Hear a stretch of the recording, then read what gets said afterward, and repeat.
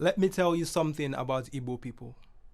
We prefer dancing to talking, singing to talking, killing to talking. We have been like this for as long as I can remember. So when we beat the ogene, it means we're not beating our wives. And when we dance our feet into the earth, the dust that rises is a life spared. This is why we have always loved songs, always loved to avoid difficult conversations. But Ojukwu could not sing.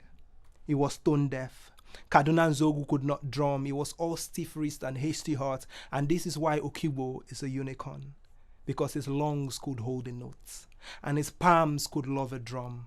So when the gods offered us Aburi as a refrain in a song that called for blood, imagine Osadebe taking Ojuku's place at the table, singing, Aye mama, aye mama. But Ojuku took earplugs to Aburi. A poet once called a cry break for tea. I have seen the videos on YouTube. Glasses clinking in shaking hands, they drank blood before it was shed, and then comes 1966. The first Igbo soldier's head rolls into dust, into blood. A mother keeps her daughter's head in the same calabash she used to serve palm wine before the war. Do we talk about these things enough? This is a theory. The things you do not speak about are signposts to where you're headed. When you erase bad history, wallpaper over the cracks, you reap dust. So let's talk about it. The cutlass in my grandfather's hand is named after war. This is how we try to understand it. We give it a name in our own language. Something even a child's tongue can bend, can chew, can spit out or hold. We tell our children, the ones who will listen, that we went at it with everything we had. We dared it to look us in the face and called for thunder, but the truth is, my grandfather climbed palm trees and grew a beard to avoid conscription. My father learned to hunt lizards.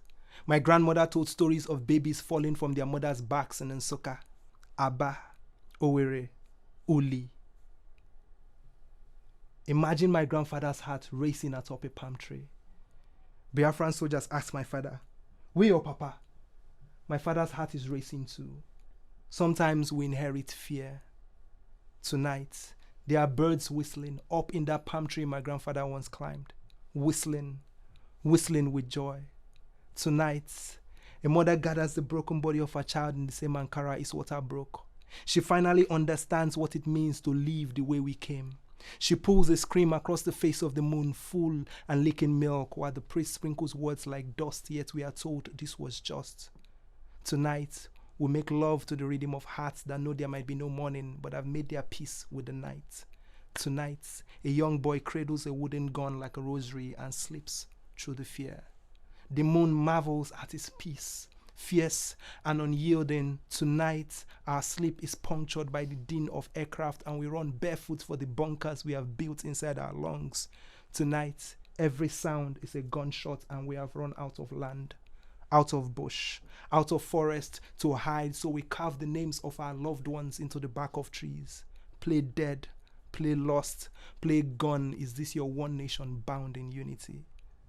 A mother gathers the broken body of her child, tries to stuff him back in her womb, whole as the day he was born, but his intestines keep spilling over the sides. Do you know child soldiers wet their trenches with pee and fear the first time they are shot at? Do you know they sometimes pretend mortars are tripods and shelling is merely taking pictures of people you cannot see, only louder? Do you know somebody won this war? I know memory hurts, but it can be an anchor. And the only way through this fragile minefield we call a country is through truthful conversation. So we can be put back together by poem, by song, by story, by love, by love, by love.